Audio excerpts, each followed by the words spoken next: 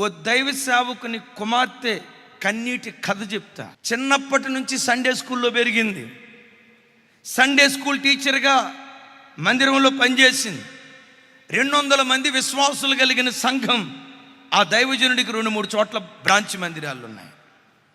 ఆ కుమార్తె ఇంజనీరింగ్లో జాయిన్ అయిన తర్వాత అందరూ అన్నారట, మాకు సెల్ ఫోన్ ఉంది, నీకుందా? ఆ రోజుల్లో సెల్ ఫోన్తో సబ్జెక్ట్ లేదు ఆ రోజుల్లో.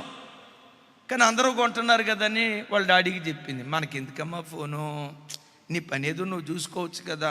అట్లా కాదు డాడీ, అందరూ సెల్ ఫోన్తో వెళ్తూ ఉంటే నా చేతిలో సెల్ ఫోన్ లేకపోతే నా పరువు పోతుంది డాడీ, నన్ను చిన్న చూపు చూస్తున్నారు డాడీ అని అందండి. మొత్తానికి సెల్ ఫోన్ కొనిచ్చారు.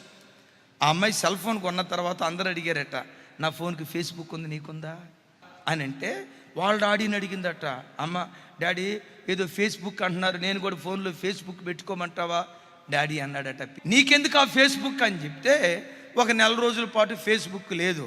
ఈలోపు వాళ్ళు వీళ్ళు రేపారు. ఎందుకంటే చెడిపోయిన కోతి ఎక్కడున్నా వనమంతా జడగొట్టండి, దానికి నిద్ర పట్టదు. ఈ అమ్మాయి మొత్తానికి ఫేస్బుక్ పెట్టుకుందట. ఫోన్లో ఫేస్బుక్ పెట్టింది. ఈ ఫేస్బుక్లో ఫ్రెండ్స్ రిక్వెస్ట్ వస్తుంది కదా, జస్ట్ ఫోన్లో మెసేజ్ చేస్తా ఉన్నాను అంతేగా. అసలు నేనంట, నీకెందుకు ఫేస్బుక్? చదువుకునే ఆడబిడ్డకి నీకెందుకు ఫేస్బుక్? ఉద్యోగస్తులు కూడా మీకెందుకు ఫేస్బుక్? ఆల్రెడీ ఉద్యోగం వచ్చిందిగా. నేనంట మగబిడ్డలకి ఎందుకు, చదువుకునే బిడ్డలకి ఇన్స్టా ఎందుకు ఫేస్బుక్ అన్న? జనరల్ నాలెడ్జ్ సంపాదించుకోవటానికన్నా అంటారా? ఆ జనరల్ నాలెడ్జ్ సంపాదించుకోవాలనే పరంపరలో కొంతమంది సివిల్కి ప్రిపేర్ అయ్యే వాళ్ళు ఉంటారు. వాళ్ళు చూసే వేరుగా ఉంటాయి, కానీ మనం చూసేది ఎక్కువ శాతం ఏంటి? టైంపాస్ బఠానీ, హే టైంపాస్ టైంపాస్ టైంపాస్, ఈ బఠానీ కార్యక్రమాలు ఎక్కువసేపు చూస్తారు. మొత్తానికి ఎవడికో ఫేస్బుక్లో లింక్ కలిసిందట. ఓ దైవజనురాలి కుమార్తె ఒక అన్యుడితో కాలు జారింది. పెళ్లి చేసుకుంటాను అన్నాడు. ఈ అమ్మాయి గర్భవతి అని తెలిసిన తర్వాత, నేను నిన్ను చేసుకున్నాను, ఏం చేసుకుంటావో చేసుకో. గర్భంతో తండ్రి దగ్గరికి వచ్చింది.